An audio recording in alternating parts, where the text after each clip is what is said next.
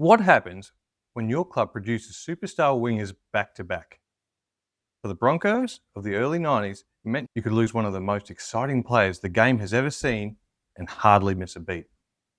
This is the story of Willie Carne, the Roma Rocket who lit up Origin and Test footy only for his career to end far too soon.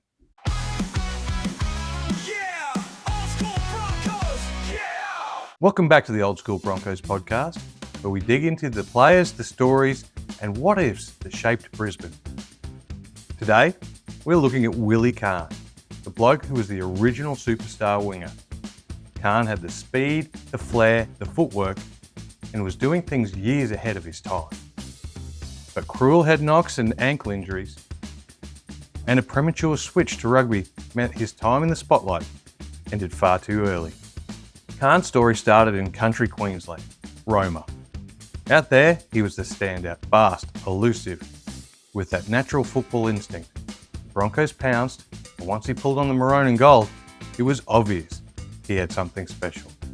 He debuted in 1990, and within a couple of seasons was a Test player and an Origin regular. One of Carne's most famous moments came in State of Origin, Game 2, 1993. Alfie Langer hoisted a rare crossfield kick to the right corner. Carne timed it perfectly, caught the ball and scored, only for referee Eddie Ward to call him offside. Replay showed he was onside and it should have stood. It was one of the first real cross kick to the winger plays seen at rep level, years before it would become a standard part of the attacking playbook. Carne wasn't just fast, he was well ahead of his time. But Willie wasn't just a weapon on the field, he was a marketing dream. With his good looks and charisma, Carne was the poster boy for the Broncos in the early 90s. Gordon Tallis even nicknamed him the Mayor of Brisbane and the Hugh Hefner of Brisbane, joking that you go to Willie's house and there'd be more women in his lounge room than he'd seen in 3 years. The Broncos leaned into it. Carne featured on club posters alongside legends like Glenn Lazarus and was plastered across trading cards and collectible stickers, often selected in the supporters' choice or dream team sets. His face and flair were as marketable as his tries. In an era when rugby league was just starting to realise its commercial potential, Willie Carne was the perfect package.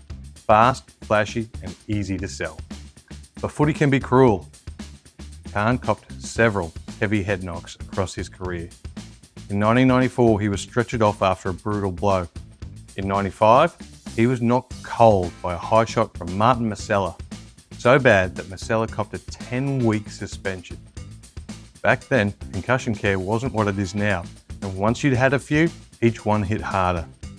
Carne's fearless running game started to fade, and with it, his career momentum. By 96, Carne left league behind and made the move to rugby union. But the truth was the damage had already been done, and the Broncos, they hardly missed a step. Because waiting in the wings was Wendell Sailor. Big, brash, and ready to explode on the scene. Carne's departure almost got lost in history because of how quickly the next superstar filled the gap.